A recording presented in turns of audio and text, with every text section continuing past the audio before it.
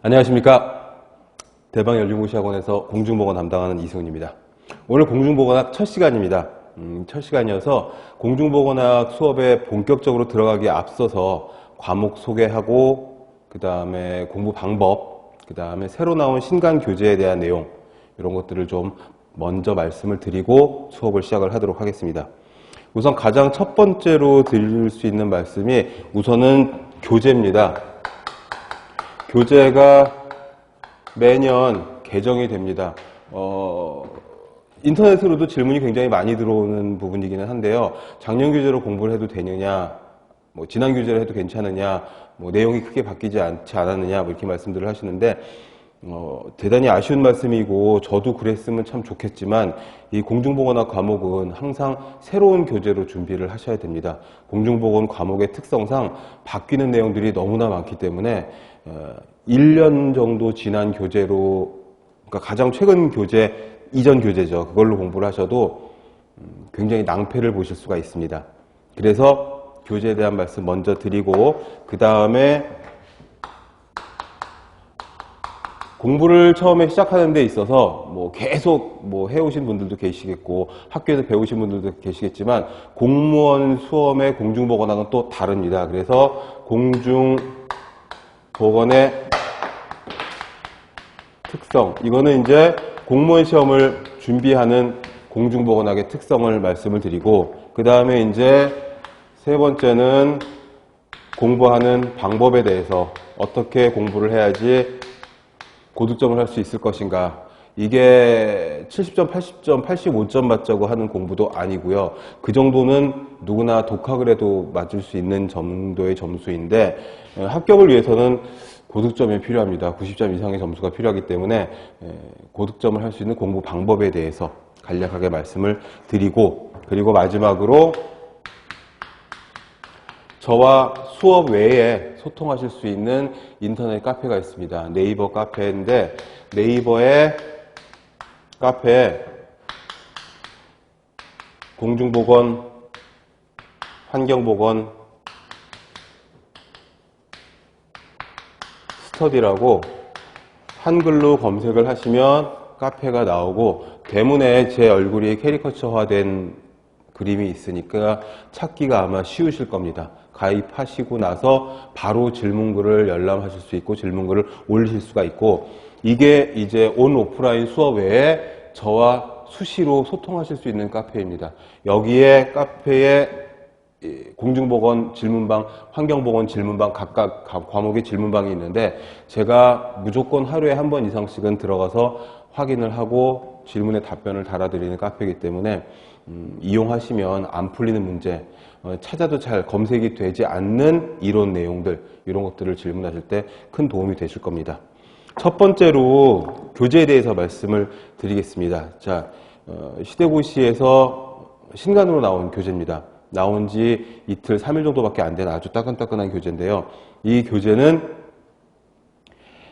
최근에 나온 공중보건학의 출제 경향을 그대로 다 집어넣고, 최신 기출문제들을 다 집어넣고, 그 다음에 더 중요한 개정 법령들을 전부 다 수록을 한 교재입니다. 그리고 또 한 가지 말씀을 드리자면, 심지어는 안심터치 항균 잉크로 인쇄를 한 항균 교재가 되겠습니다. 그래서 저도 이런 책은 처음 받아봤는데, 아무튼 요즘 같은 시기에 훌륭한 교재가 아닐 수 없겠습니다. 일단 하드웨어는 그렇고요. 소프트웨어가 더 중요하지 않겠습니까? 내용이죠, 내용. 교재의 내용이, 하드웨어는 항균 처리된 그런 종이와 잉크를 썼다니까 너무 좋고, 일단 소프트웨어적으로는 방금 말씀드렸던 것처럼 최신 출제 경향을 다 따르고, 그리고 매년 개정을, 진짜 10년 가까이 제가 계속 책을 개정을 해오면서 조금씩 보강을 하고 뺄 거 빼고 넣을 거 넣고, 그 다음에 최신 기출 문제들을 빠짐없이 수록을 하는 그런 노력을 한 교재들입니다. 그렇기 때문에 물론 1년 된 교재를 가지고도 제가 책을 팔아가지고 치부를 하려는 그런 생각이 아니라 1년 정도 된 교재로도 공부하실 수가 있겠지만, 그러려면 나와 있는 법령이나 정책이나 또 최신 기출문제들을 다 따로따로 개인적으로 찾아보셔야 하는 그런 수고가 필요하실 겁니다. 그렇기 때문에 교재는 항상 최신 교재, 제 책이 아니더라도 누구의 교재든지 간에 최신 교재를 찾아보시는 것을 권하고 있습니다. 그 다음에 이제 두 번째로, 공중보건학은 여러분들이 보건직계통, 의료기술직계통의 공무원을 준비를 하시면서 아마 학교에서 한 번 이상씩은 들어보신 과목이 공중보건학일 것이고, 그리고 학교에서 배우는 공중보건학은 굉장히 쉬운 교양 필수 정도에 지나지 않는 과목으로 알고 계실 겁니다. 그런데 공무원 시험에 있어서의 공중보건학은 그 깊이가 굉장히 다릅니다. 그래서 아주 디테일한 지역적인 세세한 수치가 나오기도 하고, 그리고 범위가 굉장히 넓어서 보건뿐만 아니라 보건과 관련이 있는 환경, 그 다음에 산업, 그 다음에 정책, 행정, 경영까지도 다 아우르는 게 공중보건학의 범위가 됩니다. 그런데 시험에는 꼴랑 20문제밖에 출제가 되지 않거든요. 거기에 이제 힘든 점이 있는 거죠. 굉장히 방대한 범위에 시험 문제는 20문제밖에 출제가 되지 않으니, 이 뭐 복불복도 아니고 내가 공부를 많이 한 부분에서 시험이 출제가 많이 되면 내가 붙는 거 아니냐, 뭐 그렇게 생각하실 수도 있지만, 그래도 단연간 응시생 여러분들, 수험생 여러분들을 접하고 합격생들을 제가 주변에서 보다 보니 그래도 열심히 차분히 준비하신 분들이 시험에 합격하더라는 거죠. 그러니까 공부의 왕도가 뭐 있겠습니까? 여러 번 반복해서 보고 교육학 수업에 그런 내용이 있지 않습니까? 교육은 반복이라니까, 반복. 외우고 있는지 외우고 있지 않은지, 잊어버렸는지 계속 확인하고 반복해서 읽어주는 거. 그게 가장 중요한 내용인데, 일단 공중보건학의 특성 중에 가장 첫 번째는 시사적인 내용이, 시사성이 있다는 겁니다. 시사적인 내용이 출제가 됩니다. 실제로. 그래서 얼른 후딱 생각나는 것만 말씀을 드리면은, 메르스 관련 문제가 2005년 이후부터 이제 출제가 되고 있죠. 메르스가 창궐한 이후에 법정 감염병으로 바로 등재가 되고, 사실은 있기는 있었으되 메르스라고 명시가 안 돼 있었기 때문에 2015년에 메르스가 한번 사태가 벌어지고 나서 왜 그게 법정 감염병이 없느냐 막 난리가 나가지고 법정 감염병이 집어넣고 시험 문제 출제가 되고, 그리고 뭐 코로나도 마찬가지고, 더더군다나 코로나 문제는 올해 벌써 출제가 한 서너 문제가 벌써 됐습니다. 그리고 가습기 살균제, 안방의 세월호 사건이라고 하는 가습기 살균제 문제, 최근에 빈번하게 출제가 되고 있습니다. 그 당시에는 출제가 거의 안 됐었어요. 뭔가 이제 확정이 됐다거나 정리된 내용들이 없었기 때문에. 근데 이제 최근에는 가습기 살균제의 성분, 이런 문제가 막 나오고 있고요. 그 다음에 또 뭐가 있냐면은 조류독감에 대한 그런, 조류독감이라고 얘기하면 옛날 이야기죠. 동물 인플루엔자 인체 감염증에 대한 문제 나오고, 그 다음에 햄버거병.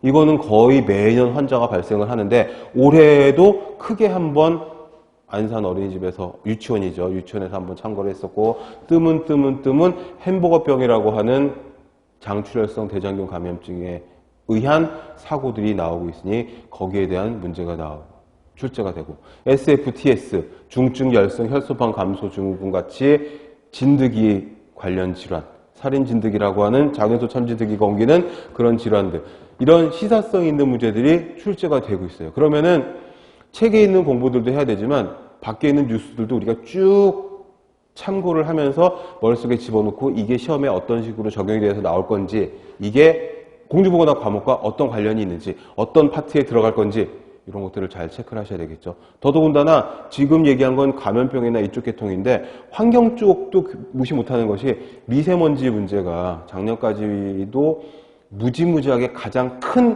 보건 환경 쪽의 이슈였었어요. 그런 미세먼지의 기준 수치, 대기환경 기준 수치, 우리가 너무 높게 책정이 되어 있어서 미세먼지를 잘 관리하지 못한다, 이런 보도가 계속 나오면서 작년, 재작년 한 2, 3년 이래로 미세먼지에 대한 기준 수치가 타이트하게 계속 바뀌고 있어요. 1년에 2번 이상 바뀐 적도 있습니다. 그 말은 뭐냐면, 이슈가 되고 있는 그런 뉴스거리들, 시사성 있는 문제들이 실제 공무원 시험에 공중보건학에 출제가 된다는 거죠. 미세 플라스틱 문제도 있어요.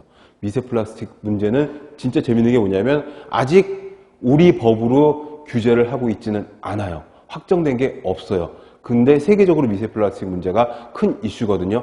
그러면은 전반적으로 미세 플라스틱은 어떤 것이다, 어떤 피해를 가지고 있다, 이런 식의 문제까지도 제가 작년 올해 2문제를 봤습니다. 그렇기 때문에 이런 시사성이 있는 이슈 문제들을 우리가 공중보건을 공부할 적에 빼먹으면 안 됩니다. 그 다음에 그것과 관련된 법령들이 자주 바뀌고, 보건 관련, 환경 관련, 감염병 관련 이런 법령들이 수시로 바뀌고 있습니다. 그 중에서 시험에 출제될 만한 것들, 뭐 직제가 바뀌고, 뭐 구체적인 벌금의 액수가 바뀌고, 이런 것들은 시험에 그렇게 나오진 않지만, 그래도 법정 감염병에 2형 간염이 추가됐다는 것, 뭐 이런 것들, 질병관리본부가 질병관리청으로 승격이 됐다는 것, 뭐 이런 법령이 바뀐 내용들이 나옵니다. 최근 법령들이 나옵니다. 옛날 것들은 뭐 그렇게 크게 나오진 않는데, 얼마나 귀를, 눈을 열어놓고 수험 공부를 하고 있느냐, 이런 것들을 보기 위함인지, 아니면 법령은 옛날 것들은 사실 크게 필요가 없잖아요. 그러니까 최근 법령들이 출제가 되고, 그 다음에 이제 정책들에 관해서도 출제가 됩니다. 이제 이 부분에 오리엔테이션을 잠깐 마치고 나면은 이제 바로 1장에서 HP 2020에 대한 그런 이야기를 할 건데, 이게 뭐냐 하면은 국민건강증진 종합계획이라고 하는 정부의 보건정책이거든요. 근데 이게 이제 매년 여러 문제가 출제가 되고 있어요. 그러니까 시험 20문항짜리 한 시험이 1년에 볼 수 있는 시험이 한 4-5개, 5-6개가 있다고 하면은 그 중에서 한 서너 번 이상은 이 문제가 출제가 되고 있습니다. 그러니까 정부에서 시행하고 있는 공중보건 쪽의 정책들을 공무원이 될 사람들이 얼마나 잘 이해하고 있는지, 그쪽을 공부를 했는지, 이거를 물어보는 문제가 나온다는 거죠. 그래서 넓은 범위를 가지고 있고, 그렇게 깊게 들여다보지는 않아도 괜찮지만 전 범위에 걸쳐서, 실제로 바로 지난달에 있었던 보건직 시험에서는 공중보건의 범위를 구분하라는 문제가 출제가 되기도 했었습니다. 그래서 그 부분도 이제 조금 이따 말씀을 드릴 건데, 최신 출제 경향, 그 다음에 공중보건학의 특성, 공중보건학의 범위, 이런 것들을 다 아우르는 그런 문제가 출제가 됐었다는 거죠. 이제 내용 들어가서 제가 말씀을 드리겠습니다. 그럼 이제 세 번째로 공부 방법을 어떻게 가져가야 되느냐. 범위가 너무 많아서 공중보건학의 범위를 보시다 보면은 65% 정도는 이과 쪽 챕터들이에요.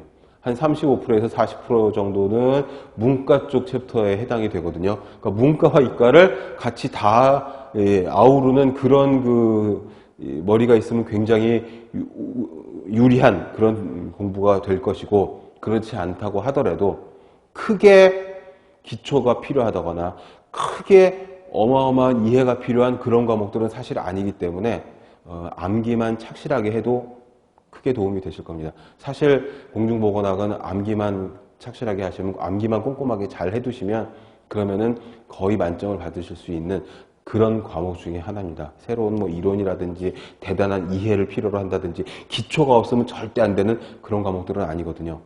근데 문제는 뭐냐면 특성상 범위는 넓지만 조금 얕은 그런 내용들을 보기 때문에, 특히 구급 쪽에서는요, 굉장히 쉬운 것 같거든요. 보면 다 아는 것 같고 막 이렇거든요. 쉽고 아는 것 같은 내용이기 때문에 조금 덜 외우고 넘어가는 그런 수가 있습니다. 그럼 제가 수업 중에 그런 예를 되게 많이 들 건데, 이거 분명 수업 중에 나왔던 건데 오른쪽 페이지 하단 부분에 있었는데 기억은 안 나. 구체적으로 기억은 안 나는데 어떤 페이지에 있었는지 그 위치 정도는 기억이 나는데, 이런 안타까운 상황이 벌어질 수가 있습니다. 그래서 항상 make sure 하는 거죠. 내가 얼마나 확실하게 외우고 있는지 꼼꼼하게 짚고 넘어가야 됩니다. 이게 굉장히 중요한 부분이고, 그러기 위해서는 여러 번 반복해서 읽는 수밖에 없죠. 물론 공중보건의 특성상 암기가 가장 중요하다고 말씀을 드렸지만 이해가 필요한 부분들도 있습니다. 4장에 있는 역학 부분은 이해가 좀 필요하거든요. 여러 번 읽고 외우고 암기를 해도 문제를 조금 틀어서 내면은 이게 뭔가 긴가민가 도대체 이해가 안 되는데, 이런 챕터도 분명히 있어요. 그래서 암기도 암기지만 이해해야 될 부분은 뭐 도리가 없습니다. 여러 번 반복해서 읽는 수밖에 없습니다.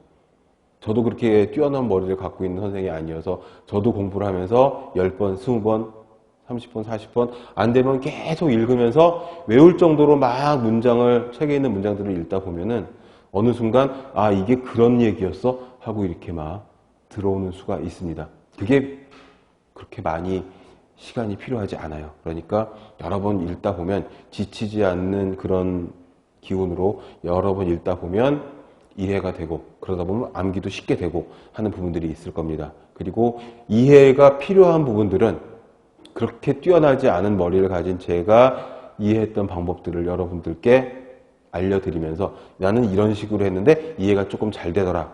이런 식으로 설명을 해드리도록 하겠습니다. 자, 카페 얘기는 드렸으니까 이 정도로 말씀을 드리고 그리고 마지막으로 본격적인 첫 페이지 수업에 들어가기 전에 마지막으로 드리고 싶은 말씀이 뭐냐면